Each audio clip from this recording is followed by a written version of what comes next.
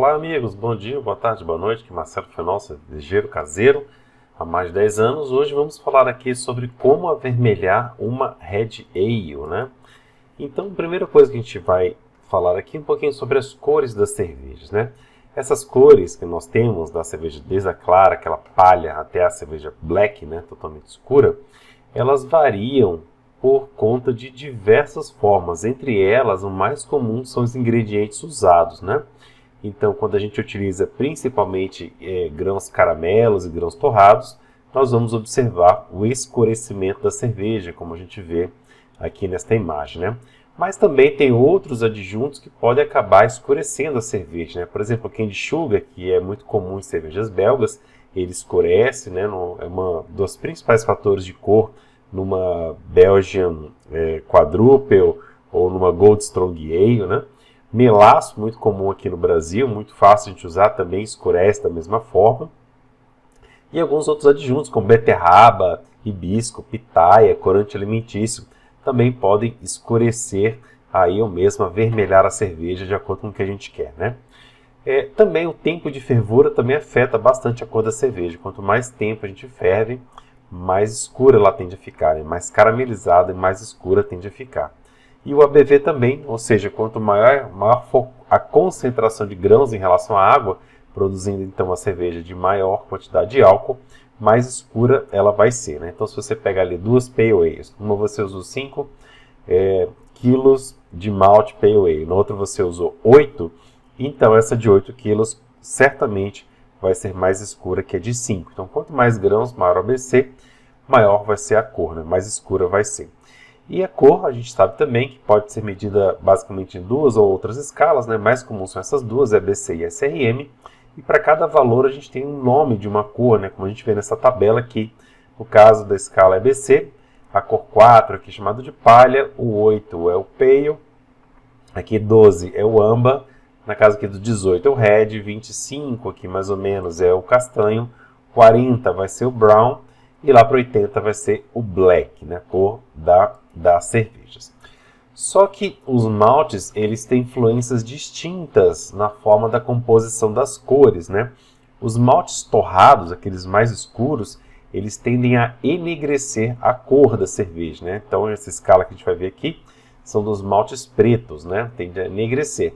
E os maltes caramelizados, eles tendem a amarronzar a cor da cerveja. Então, se a gente for direto lá no fundo da escala e olhar uma cerveja 50 SRM, ela vai ter muito bem a cor preta nela, né? Vai ficar preta mesmo, assim como é uma stout, né?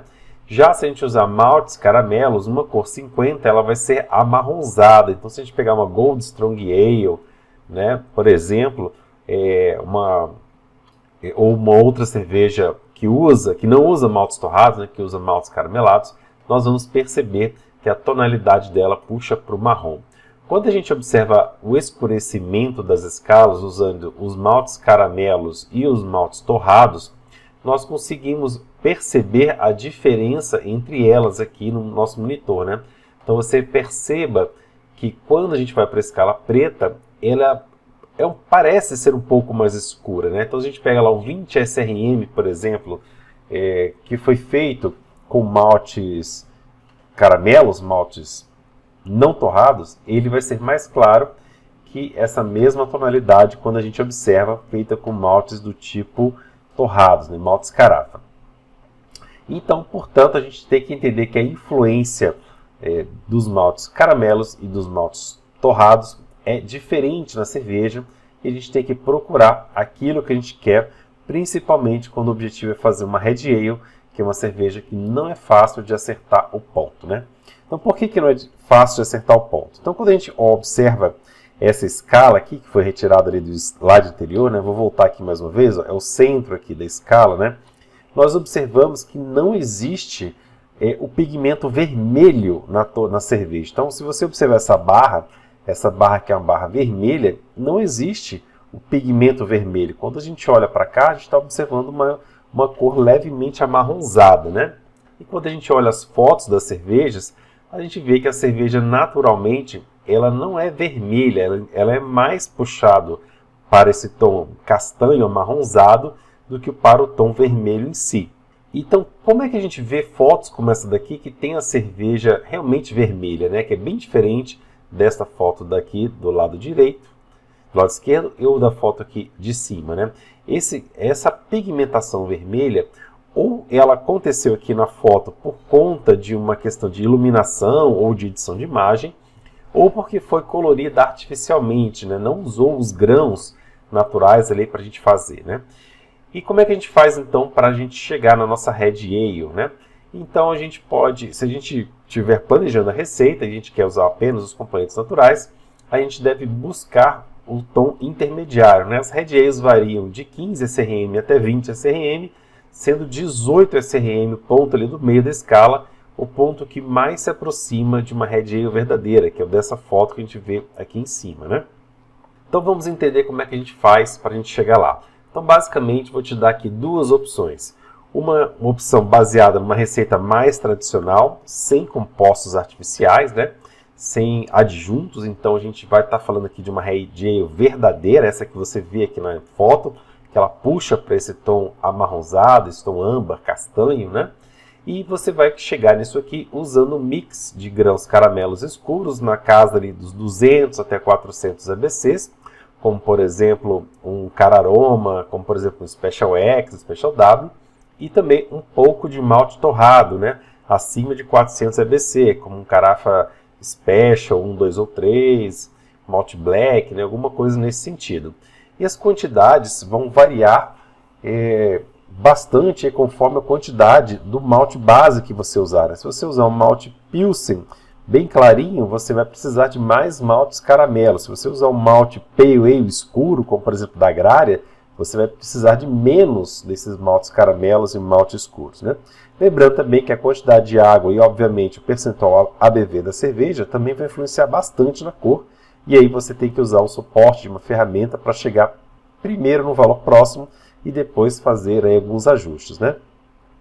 Então, o escurecimento via steep no flame out, ele te permite um melhor controle para você conseguir chegar melhor aqui na cor desejada. Então, eu te aconselho a fazer toda a parte de mosturação e de fervura ali como se fosse uma receita, por exemplo, somente Pilsen, 100% Pilsen, e ali no finalzinho, quando você já terminou, desligou ali o fogo, você faz um steeping com esses grãos caramelos e torrados até chegar aqui nessa cor, né? Liga ali a tua recirculação ou vai mexendo até você alcançar a cor desejada. Tira sempre uma amostra num copo para você ter uma maior precisão da sua cor desejada. Um exemplo de receita está aqui, 74% Pilsen, bem clarinho, 5% de Special W e 1% de Carafa Special 3. Esse aqui é uma Red Ale tradicional. Obviamente, se você estiver puxando para uma Irish, né, uma Irish que ela é bem mais seca, bem mais torrada, você não vai usar um Special W, né? Você não quer notas ali adocicadas, notas caramelizadas numa Irish Red. Por outro lado, se você quer fazer uma cerveja realmente vermelha, né, como você vê aqui na tela, você vai partir para uma receita que eu estou classificando aqui, estou denominando como uma receita artificial, né? Então ela realmente vai pegar o tom vermelho e você vai escurecer apenas no flame out para evitar o excesso de taninos, né, com os ingredientes que você vai usar, taninos de astringência, e ter também maior controle sobre a cor. Então, da mesma forma que eu sugeri antes, você vai fazer nesta aqui também. Escurecer ali só mesmo no flame out. Final, te dou uma outra dica para fazer escurecimento já no invase. Então, sugestões de corantes, né? Basicamente, eu já trabalhei com esses 4 e eu gosto do resultado desses 4 aqui, com as seguintes características para cada um. Beterraba é bem fácil a gente achar, né? Qualquer mercadinho tem. Ele vai trazer notas bem sutis para a cerveja, você não vai perceber gosto de beterraba, né? Muito sutil. O próprio amargor do lúpulo, normalmente, ele ultrapassa o efeito da beterraba, então não dá gosto. E você tem que tomar cuidado para não exagerar, porque se exagerar, ele vai puxar para um tom roxo, tá? Vai arroxear a sua cerveja, parecendo aí um vinho aguado, né? E a gente não quer esses tons roxos. Queremos somente o avermelhado. Então, uma sugestão de uma beterraba para cada 5 litros de cerveja. Você pode bater no liquidificador, passa um pouquinho de água, coa, e aí você faz um steeping disso aí no final ali da fervura, como eu te falei, que você vai chegar no tom que você quer, tá? Ou steeping, ou simplesmente jogando o caldo, esse caldo coado da beterraba, você vai conseguir chegar nesses tons. Pitaia. Pitaia é uma fruta também. Eu gosto muito da pitaia. Eu acho que o vermelho da pitaia é muito bonito. A pitaia também não transfere sabor nenhum para a cerveja. Ela é muito intensa, né? Ela não puxa para esse lado roxo, mas a pitaia em excesso, nunca aconteceu comigo, mas eu acredito que ela pode puxar aí para o tom de cereja, tá? Um vermelho cereja, em caso seja muito excessiva a quantidade. Você pode colocar também uma pitaia para cada 5 litros de cerveja. A pitaia é uma fruta que tem os carocinhos, então você pode também picar ali ou desmembrar ela usando uma colher de sopa, bate no liquidificador, né, coa e joga o líquido direto ali na tua cerveja, vai misturando até chegar na cor desejada. Uma média de uma pitaia para cada 5 litros deve ser suficiente. Hibisco já é uma tintura muito forte, né? Hibisco é uma flor muito, muito forte e ele carrega muito sabor de tanino, então desses aí é o que eu menos gosto. Mas se você souber usar o hibisco, você vai conseguir também a cor bem vermelha, sem transferir esses taninos, essa astringência que ele normalmente pode dar, porque ele tem aquele gosto de chá, né? Então você pode, no caso do hibisco, você pode pegar simplesmente as flores e colocar num saquinho e fazer um steeping ali rápido no final da fervura. Pode até diminuir um pouco a temperatura, na casa dos 80 graus centígrados, para tirar menos tanino. E você vai ver que rapidamente vai escurecer a tua cerveja, né? Uma sugestão, aproximadamente 10 gramas por litro de cerveja de flores de hibisco. E faz ali o steeping, depois tira, vai mexendo até chegar na cor desejada. A última opção seria aqui o corante alimentício, que você compra em casas de fazer bolo, de pão, por aí vai. É uma tintura também bastante forte, neutra, não tem sabor nenhum. E se for excessiva, né, excessivamente usada, também vai puxar aí para o tom de cereja, tá? Aquele vermelho cereja. E mais ou menos 1 ml por litro deve ser suficiente para você chegar no tom de uma Red Ale. E aí você pode também usar direto um flame out, ligando a recirculação, vai pingando ali, esperando um pouquinho, tirando sempre amostras num copo para você ver quanto que você quer, até chegar no resultado. Então o que eu gosto de fazer, né? De tudo que eu falei, o que eu mais gosto de fazer é o steeping de pitaia no flame out, ou usar o corante alimentício, né? Aqui perto não tem corante, mas aqui fácil eu arrumo a pitaia. Então, quando eu tenho corante, eu uso corante. Quando não tenho, eu uso a pitaia. O bom do corante é que eu faço mesmo direto no invase.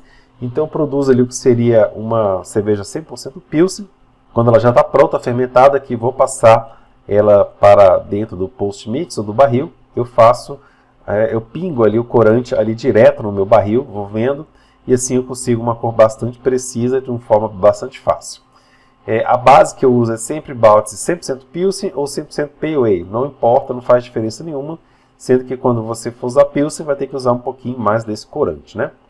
E quando eu faço cervejas muito fraquinhas, que não seja uma Irish, por exemplo, eu costumo usar um pouquinho de Carapils para sustentar um pouco o corpo, ou usar uma levedura inglesa, um pouquinho menos atenuante aí para não deixar ela tão com gosto aguado, né? Porque como essa cerveja aqui, ela praticamente não tem corpo, se você deixar ela sem nada ali, sem nenhuma estrutura de caramelo, e fizer uma fermentação como uma S05, a chance dela ficar um pouquinho aguada e meio sem gosto é muito grande. Então eu gosto muito de ter um pouquinho de base para sustentar um pouco mais o corpo, né? Então cuidado para você não errar na cor, né? A gente olhando aqui essas 5 hipóteses, aqui 5 cervejas, a gente vê que o Red Ale está entre aqui a terceira e a quarta, né? Ela não chega a ser esse castanho tão escuro aqui, já quase mal usado, e também não é laranja, né? Para a gente chegar no Red Ale, ele está bem aqui, então a gente tem que fazer um ajuste fino. Então não confie 100% no que os softwares, né, seja Beer-Smith, seja Brewfather, estão te recomendando, porque eles tendem a escurecer, eles tendem a produzir cervejas mais escuras. E não é isso que a gente quer uma coisa mais clara, né?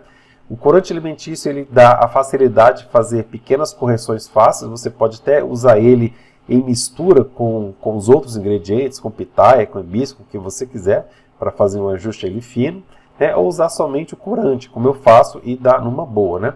E é sempre mais fácil a gente acrescentar cor do que retirar, né? Então é mais fácil você começar e fazer, por exemplo, uma base alaranjada, vamos assim dizer, né? Um âmbar bem clarinho, e depois, na hora ali que a cerveja estiver pronta, você dá o ponto final da cor, do que fazer uma cerveja escura demais que ultrapassou, que aí você não vai conseguir mais clarear essa cerveja, beleza? Então, se você quer aprender a fazer cerveja comigo, eu tenho o meu curso, né, no link que está aqui abaixo, ou no curso Fabricar. É um curso que eu te ofereço suporte técnico integral via e-mail ou WhatsApp, um grupo de alunos para a troca de experiências, um acesso permanente e perpétuo aí às videoaulas, apostilas e materiais complementares, né? O meu curso está dividido aqui em 2 níveis. O nível básico, com 20 horas aulas e 10 módulos, e o nível intermediário avançado, com 50 horas aulas e 17 módulos. Ou seja, não tem curso mais completo que o meu em lugar nenhum. Vocês vão encontrar um monte de curso picado aí, e você não vai ter um curso com a estrutura que o meu tem. Além disso, meu curso é 100% garantido. Se você não gostou do curso, eu te devolvo o dinheiro investido. Beleza? Então, se você gostou, dê o seu joinha e até a próxima. Um abraço!